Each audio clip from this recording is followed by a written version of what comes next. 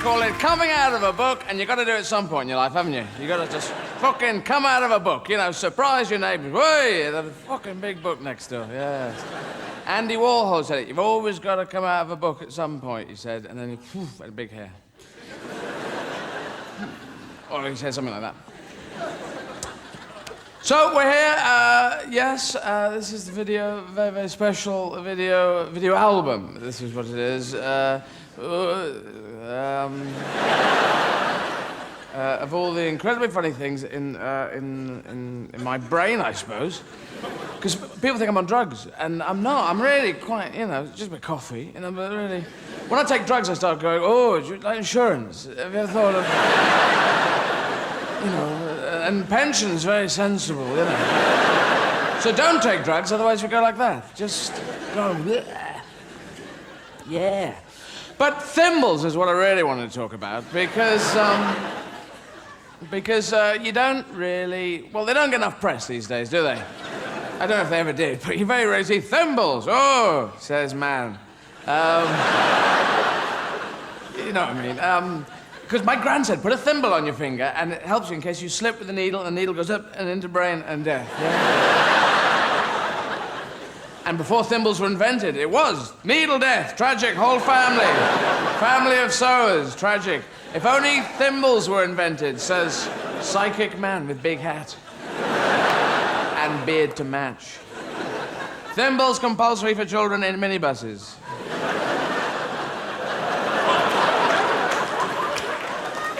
So, yes. The best thing with thimbles is put one on each finger, and then you can do impressions of horses. Linda, Linda, Linda, Linda, Linda. Horses with one too many legs, I suppose. Because they do have a metallic sound, don't they, horseshoes? They have... Well, horses have got hooves. They've got this bit of semicircular metal nailed to each and every foot. And that's just a con for centuries. Blacksmiths saying, is that your horse? Better nail a bit of semicircular metal to each of his feet. Oh, no, thanks, got hooves. Thanks very much. Oh. No, better nail a bit of semicircular metal on. Have you ever had a blowout on a horse doing 70? Yeah. Steel radials, that's what you want, mate. Those anti-lock hooves? Oh, not sure. It is. I mean, perhaps he was... It's a big con. I mean, they did it very successfully for centuries. Perhaps they were just trying to do all hooved animals. You got any more in your farm? You got cows. Bring them in. They got hooves. And pigs and sheep. I'll hoof a lot of them. I'll put shoes on. And your ducks and geese. Get the whole bloody farm in. And your next door neighbour. Whole farm for 50 quid. Ducks going around going clank, clank, quack. Swimming out in water.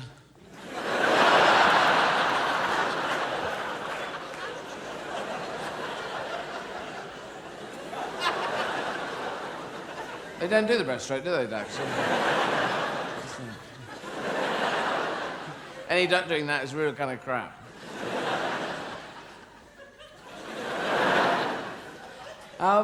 Yes. And it's also lucky. Horseshoes are lucky. And horses have 4 bits of lucky nailed to their feet. They should be the luckiest animals in the world. They should win all their horse races, shouldn't they? Result at 3:30 today, every single horse was first equal. 1 horse dropped a shoe, came in 4th. And the duck was 9th. 5 ran. They always say at the end, don't they? Just a bit of useless if 5 ran. Or the people at home going, but how many ran?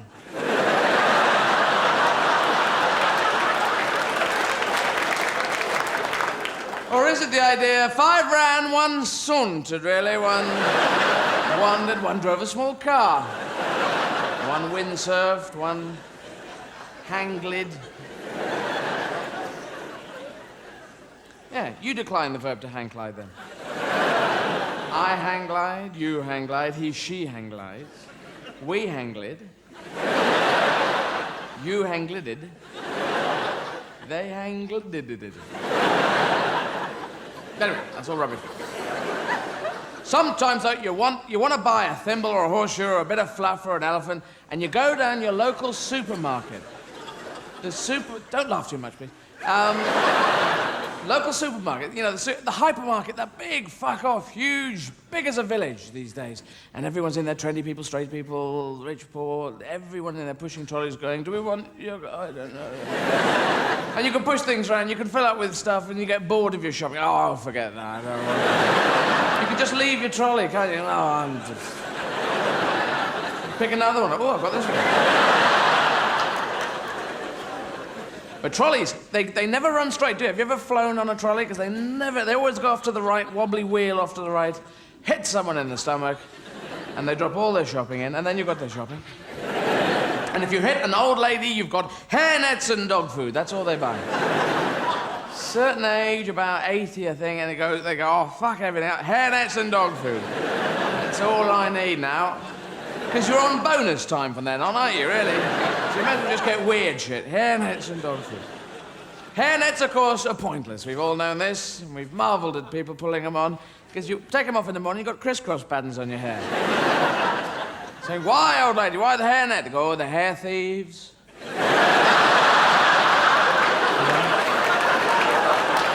The hair thieves, they come in the night, steal your hair, they do, sell it into slavery.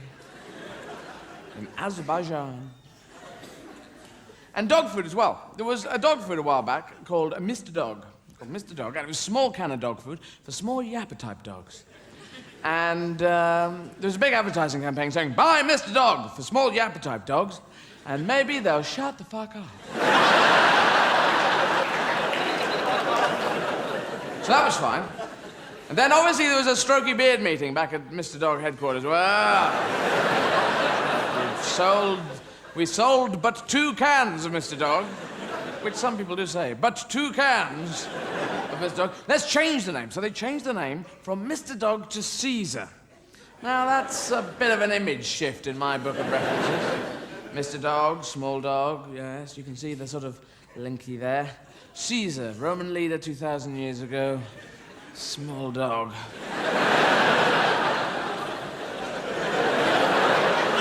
Bit of a strangled route up to that one, isn't it?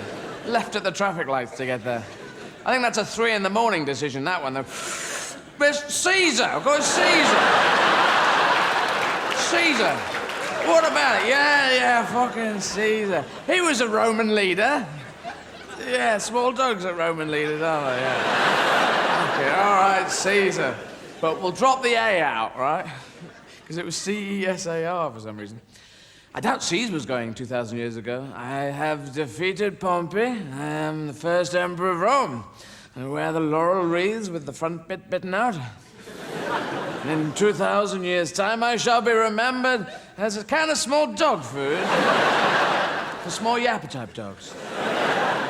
And I shall be played by James Mason in the film. Yes, I shall. That's true. That's what he used to do, didn't he, James Mason? Here's Jimmy. No, he didn't. That's the line. But it would have freaked us out if he did. Ladies and gentlemen, James Mason. What are you doing, James? Sorry, forget all that bit. We'll cut that out.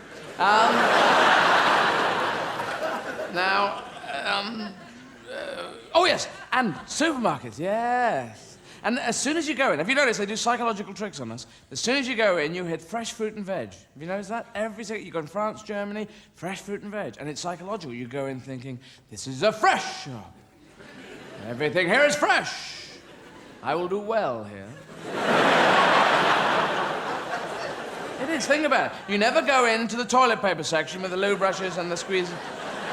Because then you go, this is a poo shop. Everything here is made of poo. I'm not shopping here, I'm going to Azerbaijan.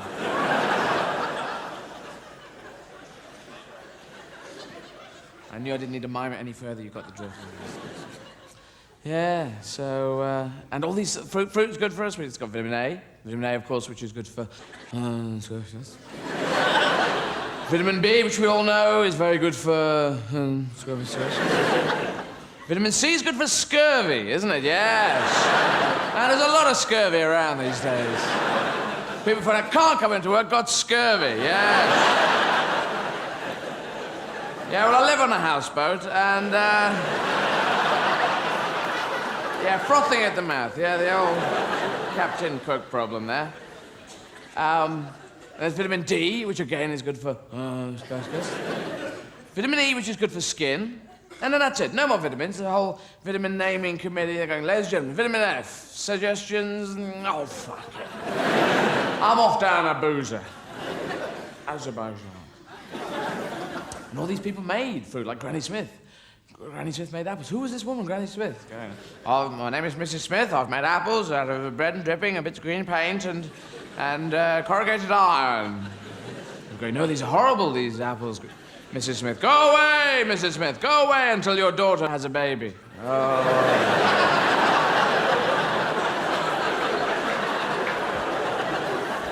Shag, daughter, shag. It's a marketing idea, shag for babies. Hey, my daughter's had a baby, I'm Granny Smith now. Come in, Granny Smith. You wonderful idea, you. Come in with your shiny apples. Brought a friend with me, I brought Mr. Delicious. He's brought apples, he's gold delicious. Come in, golden.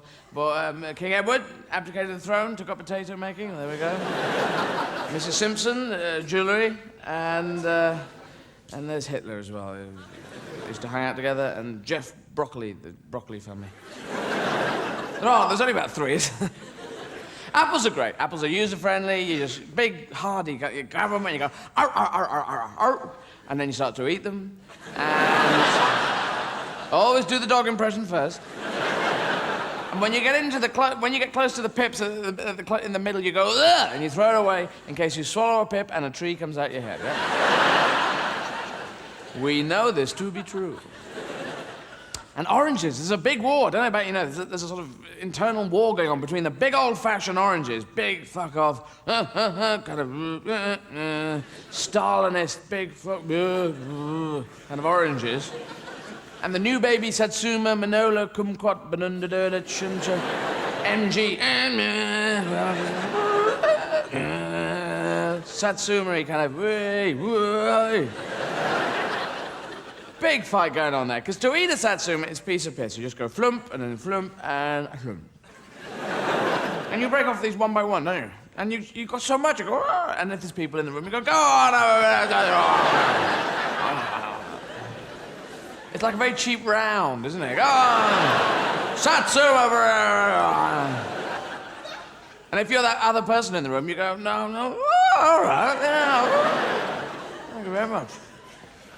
Yeah. So satsumas are great. Eat them, piece of piss. But you can't do it with an orange. You go, do you want a bit of orange? Have you got... I just... Can't fucking get in... Because it's inside an orange, it's like the film Das Boot in there. With Jürgen Prochnow going, don't let them get into the orange. Most important. Or the juice will get out and will not be good. So breaking in with finger depth charges. Let the peel come off only in small chunks. Jesus Christ. So breaking in. Push all the pips into bits they wouldn't expect. That'll be...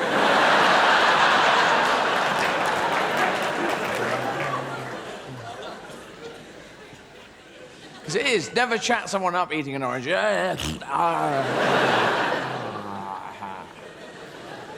very nice.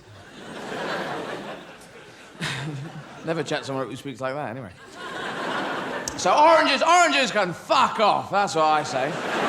And pears can fuck off too, because they're gorgeous little beasts, but they're ripe for half an hour, and you're never there. They're like a rock or they're mush. In a supermarket, people hammering in nails. Just put these shelves up, mate, then you can have the pear. Really, because you do that squeezy thing on fruit, where you go in and go, oh, squeezy, oh. It's a test squeezy thing that you've seen French chefs do on television. Oh, squeezy. Oh. But I have no frame of reference, so I'm going, oh. Is that good? I'm squeezing about this much. Is that good squeezing? That's an expert thing, isn't it? You know, that you see them go, oh, you know, this one. They don't even look at it. They just, you go, oh, shit. No, it's got a hole in it. I'm not ready. I'll just put it on the end of a broom. Yeah, it's the manager. Yeah, so fuck pears. But pears are really, just, you know, like a rock. So you think, I'll take them home and they'll ripen up. But you put them in a bowl at home and they sit there going, no, don't ripen yet, don't ripen yet. Wait till he goes out of the room. Ripen now.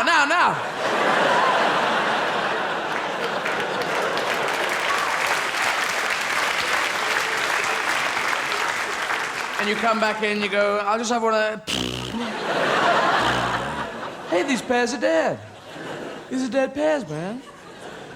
Hey, what happened, guys? They're all going... And then there's banana skins as well. There's bananas in their skins. There's all this sort of slipping on a banana skin hilarity that's been happening for many years. Now, I don't know about you, but I have never actually, in my life, ever seen anyone actually slip on a banana skin in reality. I've never seen documentary footage of anyone slipping on a banana skin. I've heard of stories. Oh, yes. People have told me stories. The Nazis did propaganda. So all this fruit's there, and we've got South African fruit we can have now, which, without going, oh, the guilt. And star fruit, which are from Mars. So it's great. So you get all this fruit, and you get a selection, you take it home, you arrange it in a bowl, and then you watch it rot. You never eat it, really. Occasionally you go up to it and go, I don't think I will. Ooh, Mars bar, there we go. Oh, I'm full up now. And they all rot from the bottom up. They go, ugh. Except the oranges that sit at the back going, no. You chuck all the rest of the way, the oranges sit at the back. For months it sits there. In a kind of Stalinist kind of way. So, yeah, and there's also labels in supermarkets. You've got labels on the foodstuffs now, so you can tell. It says 4 grams of protein. You go, ah. Is that good? Is that far too little protein? Is it you're going to die of protein shortage, or are you going to overdose on it? 0.02 milligram of sodium. Now, sodium explodes in water. And do I need 0.02 milligram of that? Got calcium. Can you overdose on calcium? Can you go...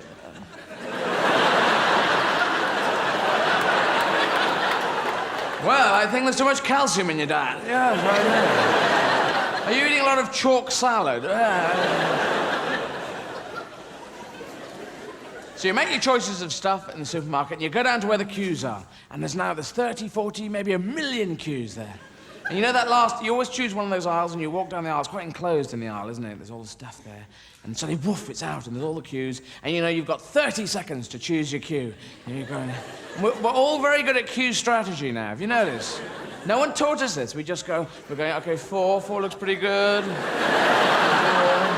7, no, quite a few people, all hand baskets, they're good. It'll move fast. 17's just opened up. You take the French bread, you go on 17, I'm on 4. Keep in touch. Whoever gets there first, we'll join up and then we'll get out, okay? 4, so let's drop out on 7, I'm on 7. Shit, they're paying with luncheon vouchers, I'm back on 4. I've lost 4, you bastard! I left my aura there. Always a good one. Unless you get a ticket for parking. Your aura's parked there, isn't it? You're fine usually in the queue until you see someone about 3 minutes behind you pull up in a queue, and then there's a bit of a delay, and they're almost paying. They're almost out, and you're going, come on! Come on, there's a war on, you know? And the new queue, that's what everyone's looking for, the new queue. That is the end of the rainbow. That's where all the gold in the world is stacked, the new queue. And that's what, because you could be 5th, 6th in a sort of 15-minute queue, and new queue, you're in there. And the fastest, the most agile, the keen minds are there. And you're looking in advance for potential new queues, people around the till putting money in. And as soon as you see it going on around the till... But not too obvious, otherwise everyone else in the queue sees them. So you just keep one eye on it and try and... Oh, look over there, there's a badger with a gun. Can you see? Sure, he's going to kill every new queue. But then you're not sure. Are they opening? Are they just mending the till? And you have to You don't want to come out? Oh, you're not? Oh, I was there. You take all your clothes off and put them on a string, and then... Oh, you're not? Okay.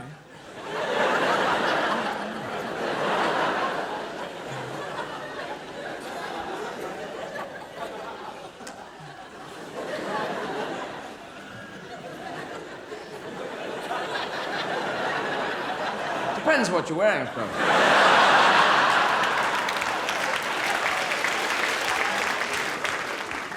I like that applause. You sort of went, yeah, oh, that wasn't very good, was it? But they have the beeper machines these days. There's a little, there's a barcode on all the stuff, and there's a little sort of star-shaped thing that they just show to beep, beep, beep, beep. Like the machine's going, yes, all right. Yes, that's fine. And it must get boring. Beep, beep, beep.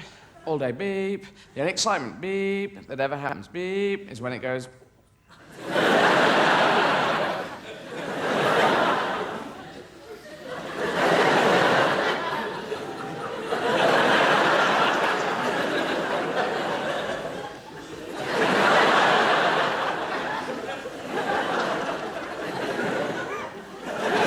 Fucking make the noise! It's something! And she's going, no, I'm bored. Oh, go on, make the noise. No, I don't want to. I'll read it out to you. Thick one, thin one, thick one, thin one. Thick, thick, thin. You're getting this? Thin. Oh, fuck it. I'll just tap out the handy 50-digit number. I'll be with you in a second.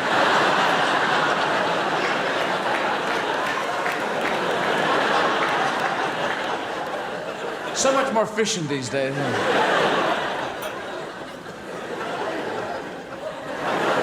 And you realise 2 seeing enemies have taken over your hands. Sometimes.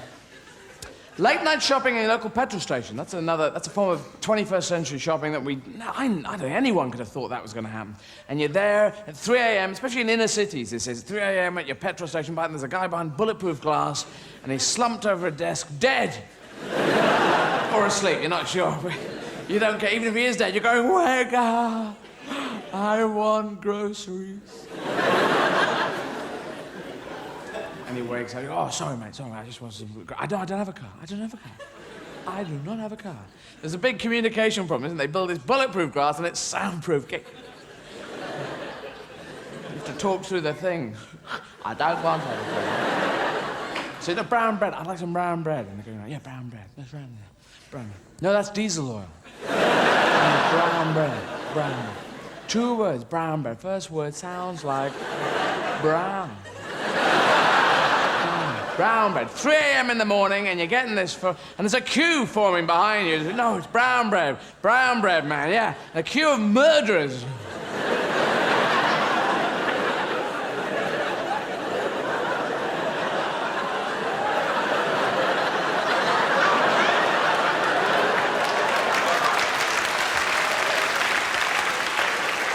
With different weapons, you know.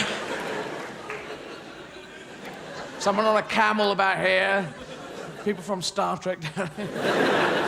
And you're the yeah, the brown bread! Get the brown bread, man! Just get it quickly. You're trying to give real fuck-off vibes back here so no one hassles. Yeah, bread for my bread gun! With a bread? What? Shredded wheat, that's fine. I'll eat shredded breakfast. I'll put marmalade on it, that's fine. And a packet of Rizzlers, thanks. Why do I want them? I'm a stamp collector. I've run out of stamps, so I thought I'd get those flippy plain ones, you know, that you can draw your own stamp in on. Just fucking give me them, will you? And then they do the dance of the tray. Thank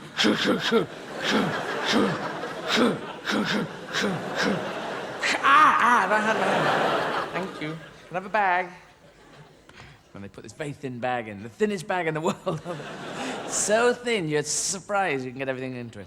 And then you go off, and the whole queue follows you, going, follow him. He speaks in sentences. No, you must hassle him now. He has the groceries. Oh, groceries, yeah.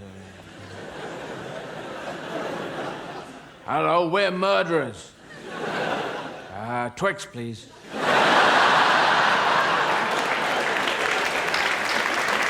And they're behind bulletproof glass there, because, you know, people, it's late at night, people hassle them, or if they go in the shop, they try and nick stuff. And I must admit, I got caught nicking stuff when I was 15, and it was nicking makeup, back in rock and roll Bexhill-on-Sea. And, I could have bought it, I could have saved up and bought it, but I thought, you know, if I bought it, someone might say, hey, you're a boy buying makeup, you must be a transvestite. And then I'd have to go, oh, Sherlock Holmes. How did you get to the bottom of that one, you big deerstalker, weird fucking hat person? 4 dog ears. Why is it called a deerstalker? You know, you don't... Anyone stalking a deer in that, the deer would go... Guy over there with 4 dog ears with 2 strings hanging off. I'm a deerstalker, that's a deerstalker. Don't know why, it's just a stupid hat, I think. Anyway, so I didn't buy the makeup. I nicked it, and I had a loaf of brown bread, so I put it under this brown bread, and I ran out the shop and down Bexhill High Street, and it caught me. But I was 15, they let me off with a warning, and the warning was, this lipstick's not going to work with this eyeshadow. No, wait a second. You know, that's light blue, that's a death colour, and you want a better foundation than this. That's very cheap foundation. I was going, oh. He says, that's a warning, right? Oh, thank you, Chief Constable. Also, I got done for jumping a 20p tube fare. This is my whole crime sheet, right? It's quite an interesting read. 20p. This is not Don Corleone, this is Don Crap. I jumped a 20p underground tube fare, and I was waving a pass at the time. You know, it was drawn on a Rizzler or something. It was Bishop of Durham pass. I was going, oh, I'm Bishop of Durham. Bless you, my son. Bless you, my son. And the guy said, you're not Bishop of Durham. He wears a bigger hat than that. So he got me, and he said, I've got him, I got the 20p kid. You've caused us £1.60 worth of trouble you have in your time. I've got him, I'll be promoted in the underground system, I'll get my own darkness. Then an off-duty policeman came in. He had a pot plant and a camera on his way home for a good night's photographing pot plants, I suppose. This is bizarre, but true. This is what he had. And so he said, oh, I've got him too. I'll get promoted, King of Metropolitan Police. And so I thought, I'm going down for 20p. I thought, well, this won't look good. I'll run for it. I'll run for it like Mel Gibson in the film Gallipoli and other people in running films. So I ran, and I ran, and I ran, and I ran, and after 5 inches, they caught me.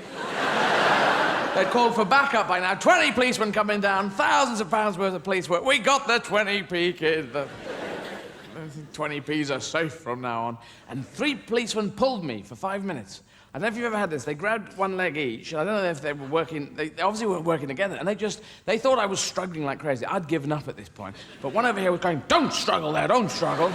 People over here going, hey, don't you fucking struggle. So it was a continuous machine of them pulling against each other.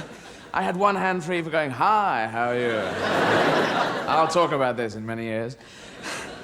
And then they put me in Bow Street overnight, and then I got done for that became assaulting a police officer.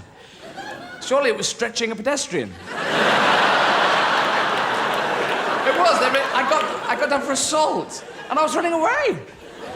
Surely assault is motion towards, I feel. It takes the accusative. Very rare in wartime, they go, assault that hillock over there. All right, all right. Can we do a bit of stretcher here? I should have been done for deserting a police officer.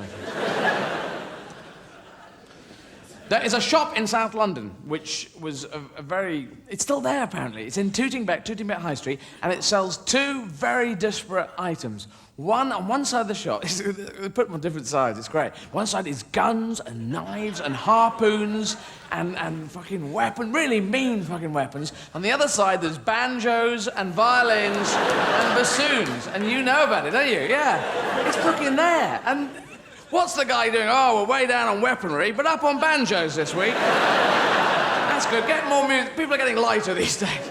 In tough times, oh, we're shifting the Uzis like crazy at the moment. Way down on bassoons. What is this mad guy going? Oh, someone browsing around. An Uzi machine gun, slice a man in 2, 200 rounds a minute, or a banjo, bang, bang, bang. A ukulele, like George Formby, bang, bang, bang. Do you remember that famous fight, George Formby against Muhammad Ali? That was brilliant. Dyslexic promoter put it on, and it was brilliant. And Says, I've got to kill him, I've got to kill him. Bang, bang, bang, bang, bang, bang. Hey, turn out nice. Hey, oh, he's a big bugger. Bang, bang, bang. Hey, who booked me for this gig? Fucking hell. But ding, ding. The trainer comes over. You're doing well, you're doing well. He's fucking hitting me. Bang, bang, bang. Hey, well, turn out nice. Bang, bang, bang, bang, bang, bang. My ukulele's smashed. I'm going to that gun shop. Guns and Banjos. An interesting band. Now, good intro. You went, just bring a very wide reaction on that laugh-ish thing. We'll cut this. No, they can leave it in. You know, if you notice that, when people say, oh, we'll cut this, and it's always left in there. Anyway. Oh, I've forgotten the rest of the show. How's it going? And emergency joke. Two men went into a pub, and they totally redecorated it. It was brilliant. It's an old joke. Oh yeah, who's it going to say? I played the clarinet, right? At school. I want to play the piano, but for some reason I got a clarinet. I don't know quite how that worked. And if you've ever heard, 5 people can play the clarinet in the world, and they make quite a beautiful wooden. It's just a wooden noise. It floats. That's not the noise, is it? It's like a clarinet. But if you, I played it like a foghorn being dragged through a place where foghorns shouldn't be dragged. It was bad noise. And if you're an adult and you're playing a musical instrument, you're probably making quite a decent sound because you want to play it. Your heart's in it. You've got to have feeling. You've got to go. You can't paint a picture that if you don't want to. Oh, it's the Eiffel Tower. You know, it's just a splurge. It's the Eiffel Tower. You've got to be in there. Now, if you're a kid playing a musical instrument, there's probably a certain element of parental pressure that's gone in there. Yes, little Johnny, you shall play the violin, because I never had the chance when I was a child. Well, you got the chance now, why don't you learn it now? No, I don't think I will. I have to watch telly and drive cars now. It's the pressure of being an adult. Oh, I don't want to learn. I want to go out and smash things with hammers. Yes, I know, but if you were musical, oh, the world would be wonderful, and I will hear the wonderful noise, and... Oh, fucking hell. So the kid goes, all right, I'll learn a violin, but you won't like it. I'll make a bad noise. Practicing. Yeah,